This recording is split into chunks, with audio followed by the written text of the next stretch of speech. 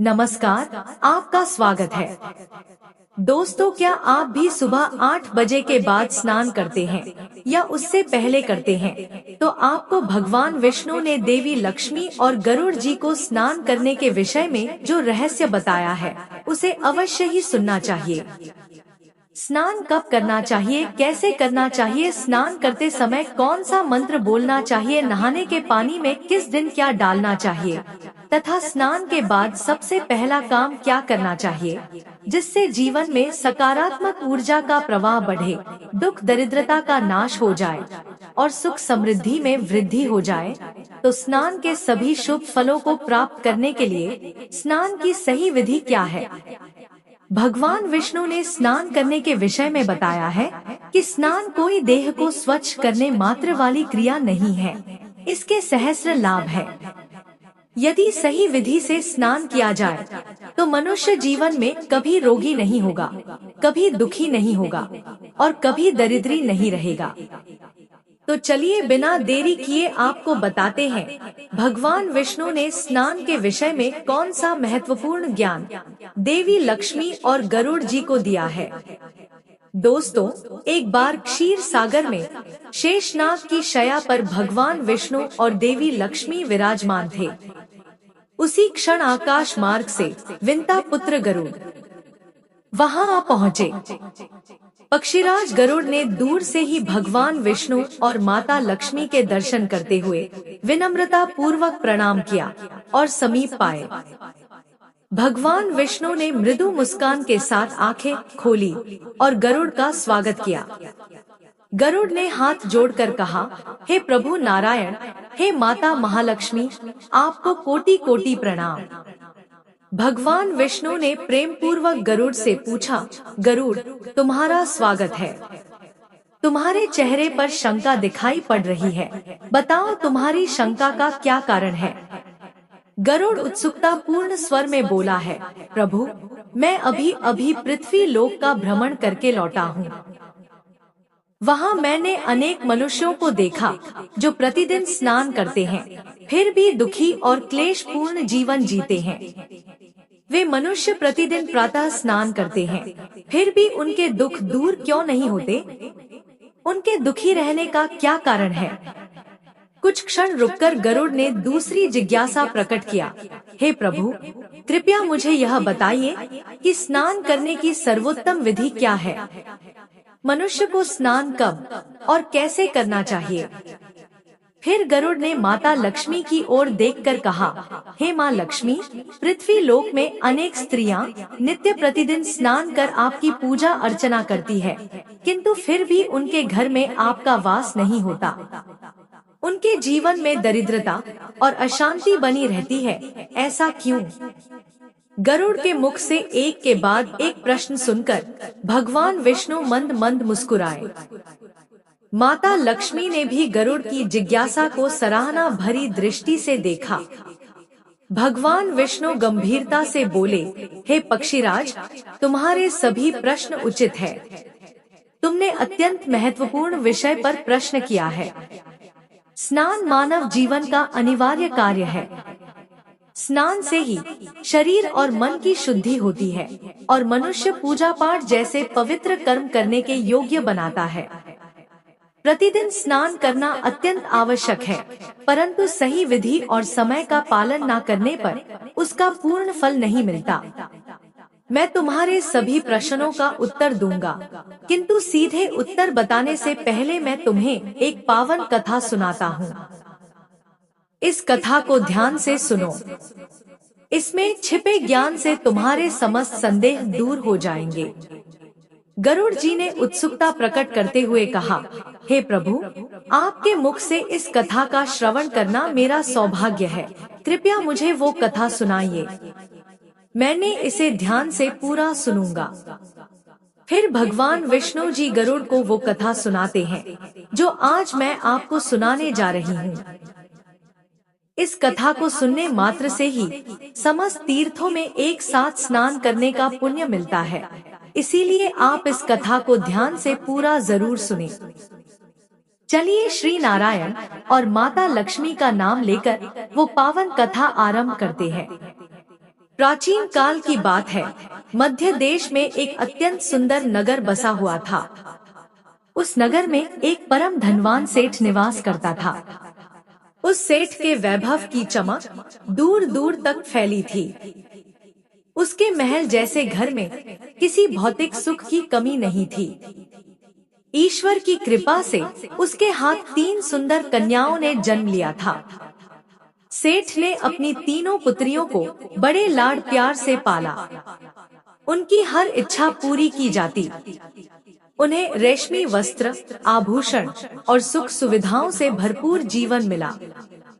तीनों बहनें रूप और यौवन में अनुपम थी और चंचल स्वभाव से सबका मन मोह लेती थी। किंतु अपनी संतानों को अपार सुख देने के उत्साह में सेठ एक बात भूल गया। उसने अपनी पुत्रियों को धर्म और शास्त्रों का ज्ञान नहीं सिखाया। वे जीवन के आध्यात्मिक और नैतिक पक्ष से अनभिज्ञ रहे। फलस्वरूप धन, वैभव, सौंदर्य और सुख होते हुए भी उन कन्याओं का जीवन अधूरा था। शास्त्र ज्ञान के अभाव में उन्हें उचित अनुचित का भेद समझ में नहीं आया। जिस ज्ञान और सद्गुण से मानव पूर्ण होता है, वही उनके पास नहीं था। समय के साथ तीनों कन्याएं यौवन की दहलीज पर पहुंच गए। सेठ ने अपने कर्तव्य का पालन करते हुए उनका विवाह सुयोग्य वर से तय कर दिया। तीनों का ब्याह बड़े धूमधाम से नगर के प्रतिष्ठित और धनाढ्य परिवारों में हुआ। शहनाइयों की मंगल ध्वनि के बीच तीनों बहनों की डोली विदा हुई। वे अपने अपने ससुराल के राजमहलों में आदर और प्रेम के साथ ग्रहण की गई। नई दुनिया में कदम रखते ही सास, ससुर और पति ने उनका भव्य स्वागत किया और स्नेहपूर्वक घर की लक्ष्मी कहकर पुकारा। परंतु विलासिता और लापरवाही के चलते उनकी कुछ आदतें बिगड़ चुकी थी। तीनों बहनें सुबह देर तक सोई रहती, सूर्योदय को भी ओढ़े पड़े रहते। जब उनकी आँख खुलती तो दिन चढ़ गया होता था। वे आलस्य से देर से उठती और प्रातः स्नान में कोताही बरतती। कई बार बिना स्नान किए ही रसोई घर की ओर रुख कर लेती और भोजन भी ग्रहण कर लेती। पूजा पाठ तो कभी कभार वो भी बेमन से करती। उनके ससुराल में बड़े बुजुर्ग महिलाओं ने कई बार उन्हें टोकने का प्रयत्न किया। किसी की सास ने प्यार से समझाया, बेटी सुबह जल्दी उठकर स्नान कर लिया करो, बिना स्नान कुछ मत खाया करो। बस तीनों बहनों ने अपनी सास की बात को अनसुना कर दिया। उन्होंने मुस्कुराकर बात टाल दी और अपने मनमाने ढर्रे पर चलती रही। आलस्य और अनुशासनहीनता उनके स्वभाव में बस चुके थे। समय बीतने लगा और जल्द ही उन घरों में अशुभ परिवर्तन दिखाई देने लगे। एक के बाद एक व्यापार में घाटे होने लगे।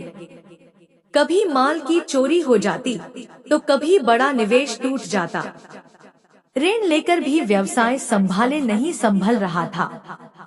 स्थिति यहाँ तक पहुँची कि उन परिवारों को अपनी जायदाद एक एक कर बेचनी पड़ी।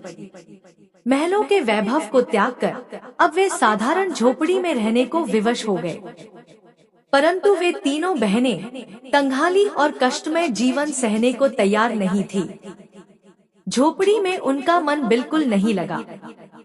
अंततः वे अपनी ससुराल छोड़कर लौटकर अपने पिता के घर आ गई। अचानक तीनों पुत्रियों को द्वार पर देख सेठ चकित रह गया। परंतु संतानों के प्रति प्रेम में उसने बाहें फैलाकर उनका स्वागत किया। अपनी दुखियारी बेटियों को गले लगाते हुए उसने स्नेह से कहा, कोई बात नहीं, तुम अपने ही घर आई हो। बेटियों के वापस आ जाने से सेठ को आत्मिक शांति मिली। किंतु जल्द ही उसने गौर किया कि उनकी दिनचर्या अब भी नहीं बदली थी। मायके में भी वे पहले की तरह देर से सोकर उठती और बिना नहाए आराम से रसोई से भोजन ले लेती। इधर पिता अपनी ओर आ रही विपत्ति से अनजान था।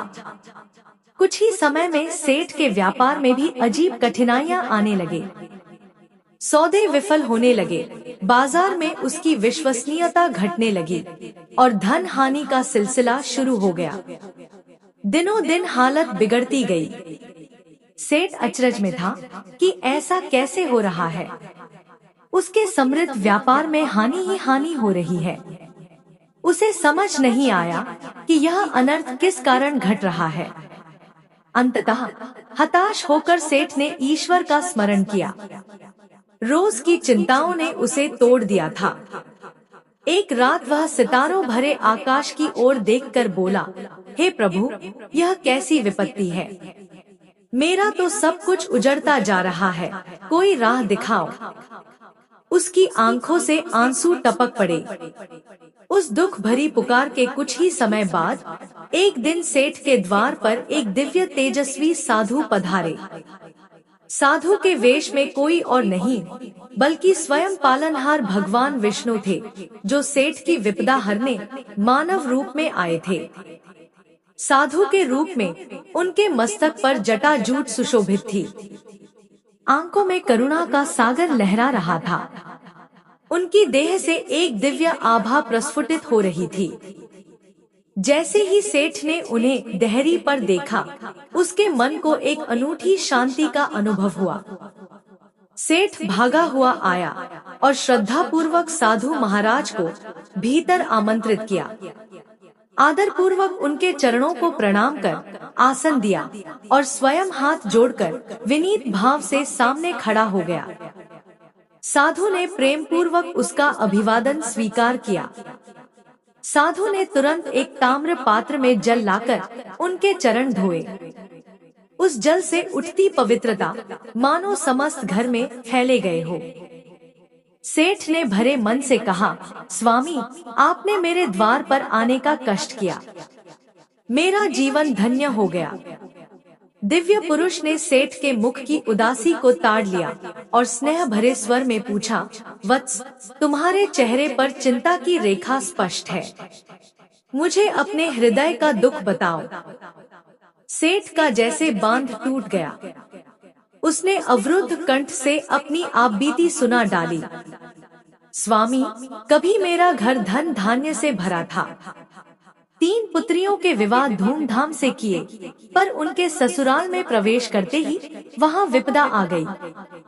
सेठ ने आगे कहा, उनके पतियों का व्यापार चौपट हो गया, परिवार कंगाल हो गए और मेरी बेटियां दुखी होकर मायके लौट आई। सोचा यहाँ सुख से रहेंगी, परंतु प्रभु की लीला तो देखिए, अब मेरे अपने व्यापार में भी भारी नुकसान होने लगा है। सेठ ने अपनी बेटियों को भी पास बुला लिया। तीनों जो की नजरों और व्याकुल हृदय से साधु के सामने खड़ी हो गई। सेठ बोला, महाराज, यही मेरी बेटियां हैं, जिनके भाग्य का पता नहीं कैसा उल्टा चक्र चल पड़ा है। साधु ने ध्यान मग्न दृष्टि उन तीनों पर डाली। कुछ पल में ही उन्हें दिव्य ज्ञान से सब भेद दिख गया। उन्होंने देखा कि उन बहनों के चारों ओर घोर दुर्भाग्य का एक नकारात्मक घेरा मंडरा रहा है। वह नकारात्मक ऊर्जा उनका पीछा एक साये की तरह कर रहा था। वह जाती थी, वहीं अंधकार छा जाता था। साधु का हृदय करुणा से भर उठा। साधु ने गंभीर स्वर में सेठ से कहा, वत्स, तुम्हारी इन तीनों पुत्रियों की अपनी ही आदतों ने इनका भाग्य बिगाड़ा है। इनकी आलसी दिनचर्या और अशुद्ध आचरण के कारण ही इनके चारों ओर दुर्भाग्य ने घेरा बनाया है। तीनों बहनें हतप्रभ होकर साधु को निहारने लगी। साधु बोले, ये सुबह देर से उठती है, सूरज उगने के काफी बाद आलस्य से स्नान करती है, या कभी कभी बिना स्नान किए भोजन कर लेती है। उनके इस अशुद्ध आचरण ने इनके चारों ओर तमस का कवच खड़ा कर दिया है। साधु ने आगे समझाया, मनुष्य जब स्वच्छता और समय का ध्यान नहीं रखता, तो उसके इर्द गिर्द नकारात्मक शक्तियाँ इकट्ठी हो जाती है। इन्हीं शक्तियों का प्रभाव है कि ये जहाँ भी जाती है, वहाँ क्लेश और दुर्भाग्य चलाता है। तीनों बहनें लज्जा और पछतावे से सिर झुकाए खड़ी थी। उन्हें अपनी भूल का आभास होने लगा था। उनकी आंखों में आंसू भर आए। मन ही मन वे सोचने लगे, हमसे बड़ी चूक हो गई है। साधु ने तीनों बहनों और सेठ की ओर देखते हुए कहा, अब मैं तुम्हें कुछ अति महत्वपूर्ण बातें बताने जा रहा हूँ। तुम सभी ध्यानपूर्वक सुनो और प्रतिदिन इनका पालन करो। यही तुम्हारी समस्याओं का समाधान है। साधु महाराज ने शास्त्रों का वर्णन करते हुए समझाया, स्नान कई प्रकार के होते हैं। मुख्यतः 4 प्रकार के शुभ स्नान बताए गए हैं। ब्रह्मा स्नान, देव स्नान, ऋषि स्नान और मानव स्नान। इनके अतिरिक्त एक 5वां प्रकार का भी स्नान है, दानव स्नान। उन्होंने समझाया, पहला है ब्रह्मा स्नान। ब्रह्मा मुहूर्त में किया गया स्नान सर्वश्रेष्ठ माना गया है। ब्रह्मा मुहूर्त अर्थात रात्रि का अंतिम प्रहर और सूर्योदय से लगभग 1.5 से 2 घंटे पूर्व का समय, जब चारों ओर सृष्टि एक अलौकिक शांति में लीन होती है। साधु की वाणी गूंजने लगी। उस समय वातावरण में अद्भुत और चमत्कारिक ऊर्जा व्याप्त रहती है। इसे देवताओं का समय कहते हैं। इसी समय में देव चिंतन करते हुए स्नान करना ब्रह्मा स्नान कहलाता है। यह स्नान मनुष्य के लिए सबसे पुण्यदायी होता है। उन्होंने कहा, ब्रह्मा मुहूर्त में स्नान कर तत्पश्चात उदय होते सूर्य देव को अर्घ्य अर्पित करने से जीवन में सुख समृद्धि और शांति आती है।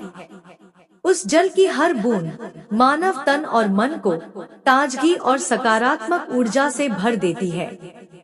ऐसे स्नान से मनुष्य रोग व्याधि से दूर रहता है और उसका शरीर स्वस्थ एवं निरोगी बना रहता है। साधु ने आगे बताया, दूसरा है देव स्नान। प्रातः 5 से 6 बजे के मध्य किया जाने वाला स्नान देव स्नान कहलाता है।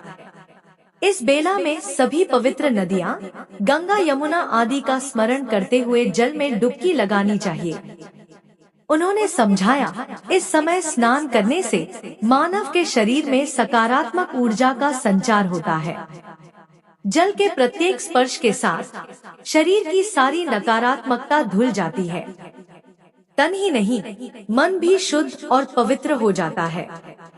साधु बोले, देव स्नान का पालन करने वालों के जीवन में धन संपदा की वृद्धि होती है। उसे सभी भौतिक सुख प्राप्त होते हैं और उसके घर में लक्ष्मी जी का वास बना रहता है। साधु ने तीसरे प्रकार का उल्लेख किया। तीसरा है ऋषि स्नान। सुबह भोर में जब आकाश में कुछ तारे अब भी चमक रहे होते हैं, उस वेला में जो स्नान किया जाए उसे ऋषि स्नान कहते हैं।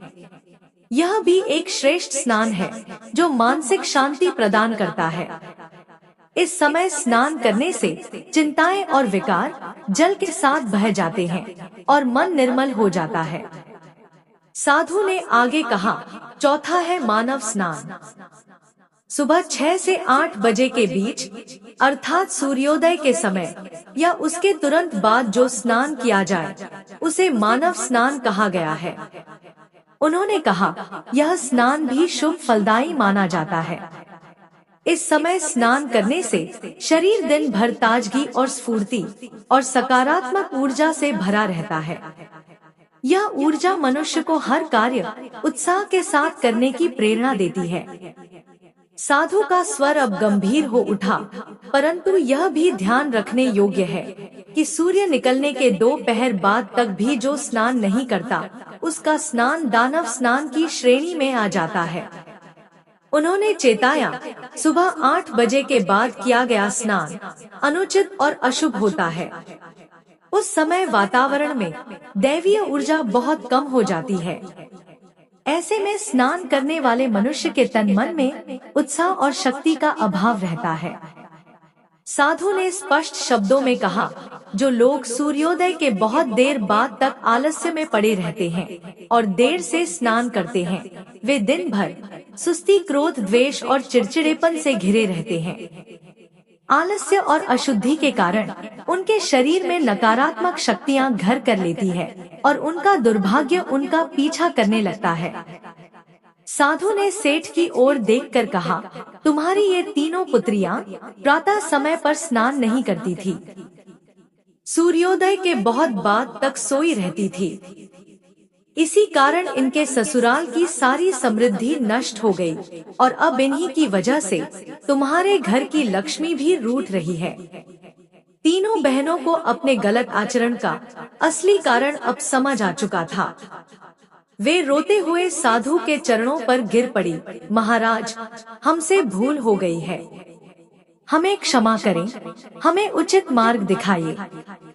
उनकी आवाज पश्चाताप से कांप रही थी। साधु ने गंभीर स्वर में कहा, अब मैं तुम्हें स्नान के समय बोला जाने वाला एक अत्यंत महत्वपूर्ण मंत्र बताता हूँ। इसे ध्यान से सुनो और स्मरण करो। जो भी इस मंत्र का उच्चारण करते हुए स्नान करता है, उसके सभी पाप उसी क्षण नष्ट हो जाते हैं, उसका दुर्भाग्य दूर हो जाता है और उसे अपार सुख समृद्धि प्राप्त होती है। गंगे च यमुने चैव गोदावरी सरस्वती नर्मदे सिंधु कावेरी जले अस्मिन् सन्निधिं कुरु।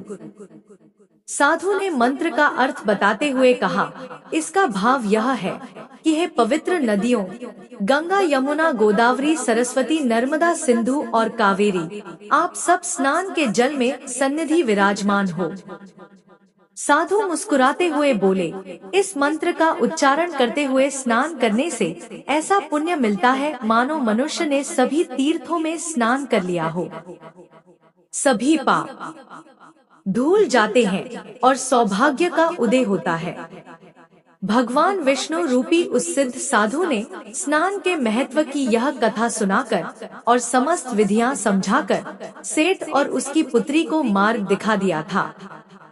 तीनों बहनों की आंखों में कृतज्ञता के आंसू छलक आए। उन्हें अपनी भूल स्पष्ट रूप से समझ में आ गई। तीनों ने हाथ जोड़कर साधु को प्रणाम किया और कहा, महाराज, आपने हमारी आंखें खोल दी। अब हम जीवन भर आपके बताए मार्ग का पालन करेंगे। सेठ ने भी नमन करते हुए साधु का हार्दिक धन्यवाद किया।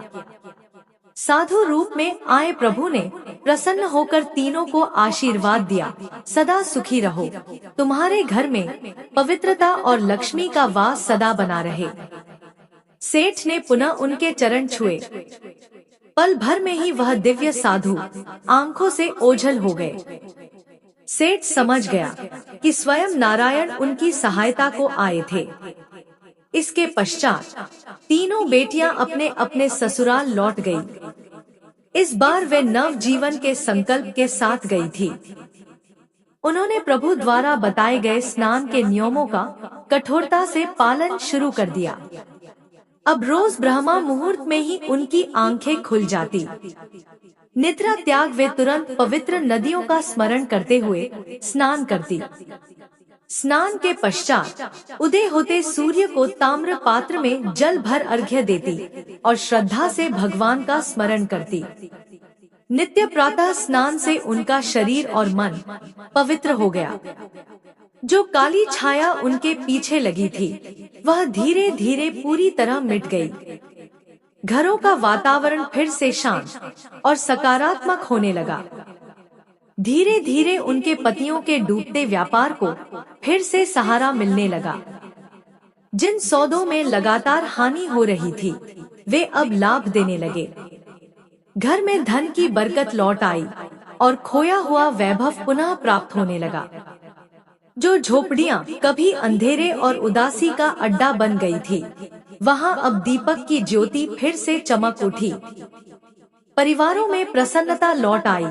घर के बड़े बुजुर्ग बोले, लगता है घर की लक्ष्मी प्रसन्न होकर लौट आई है। भगवान विष्णु यह कथा सुनाकर मौन हुए तो क्षीर सागर में फिर वही शांति छा गई। गरुड़ मंत्र मुग्ध से ये सब सुनते रहे। अब उन्हें अपने सभी प्रश्नों का उत्तर मिल चुका था। माता लक्ष्मी ने कोमल स्वर में कहा, जहाँ आलस्य, गंदगी और अशुद्धि रहती है, वहाँ मेरा वास नहीं हो सकता। जो स्त्रियां नित्य स्नान तो करती है, लेकिन यदि समय का पालन नहीं करती या विधि को पूरी तरह नहीं मानती, वहाँ भी समृद्धि टिकती नहीं है। देवी बोली, मैं वही निवास करती हूँ जहाँ भोर के प्रकाश के साथ जागरण होता है, स्नान से तन मन पवित्र रखे जाते हैं और सच्ची श्रद्धा से ईश्वर का स्मरण होता है। गरुड़ ने हर्ष भरी विनम्रता के साथ भगवान विष्णु और माता लक्ष्मी को प्रणाम किया। उसने ऊंचे स्वर में जयकार किया, जय श्री हरि विष्णु, जय माँ लक्ष्मी, आपकी कृपा से आज मेरा चित्त प्रकाश से भर गया। तो इसलिए दोस्तों, हमें भी आलस्य त्याग कर नित्य प्रतिदिन सूर्योदय से पूर्व उठकर स्नान करना चाहिए। तब ईश्वर की आराधना एवं स्मरण करने से हमारे जीवन में सदा पवित्रता, सकारात्मक ऊर्जा और माँ लक्ष्मी की कृपा बनी रहेगी। तो दोस्तों, आपको यह कथा कैसी लगी, कमेंट करके अवश्य बताएं। जानकारी अच्छी लगी हो तो वीडियो को लाइक जरूर करें और चैनल को सब्सक्राइब करना ना भूलें। जय श्री लक्ष्मी नारायण।